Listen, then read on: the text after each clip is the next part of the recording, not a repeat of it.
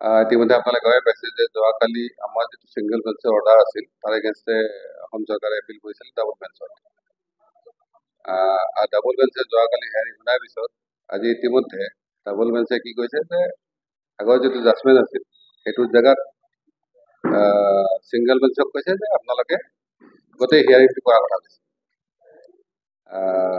এইটো কাৰণে সুবিধা বুলি ক'লে অলপ সমস্যা আহিব যে যাতে আমি সুপ্ৰিম কোৰ্টত যাব পাৰি, টাইমটো আছে 19 তাৰিখলৈকে আমাৰ লাষ্ট ডেট আছে।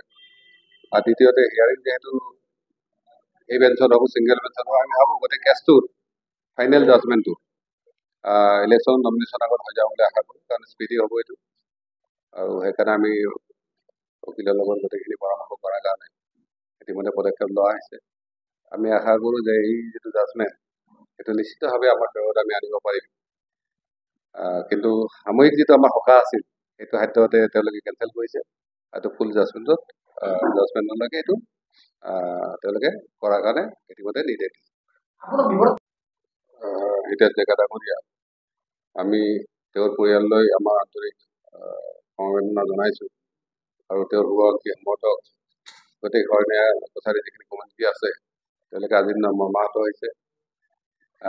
মই তেখেতসকলৰ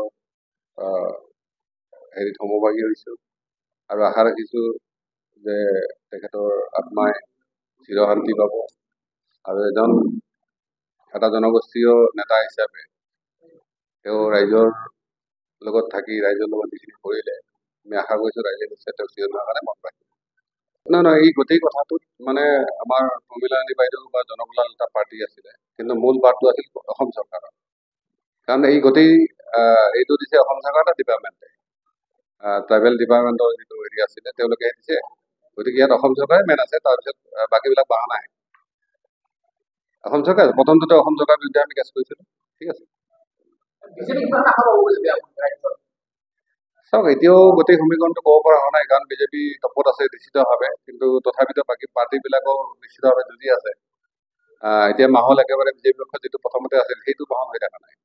কিছু হ'লেও মানে ডিব্ৰুগড় হওক বা যোৰহাটত হওক কণ্টেক্ট ইতিমধ্যে আৰম্ভ হৈছে, আৰু তাৰ মানুহবিলাকৰ ৰিপৰ্ট মতেতো হয়তো ডিব্ৰুগড় বা হেৰিত বিজেপিৰ বেয়া হোৱাৰ সম্ভাৱনা তেনেকুৱা ধৰণৰ যিবিলাক ৰিপৰ্ট আহিছে।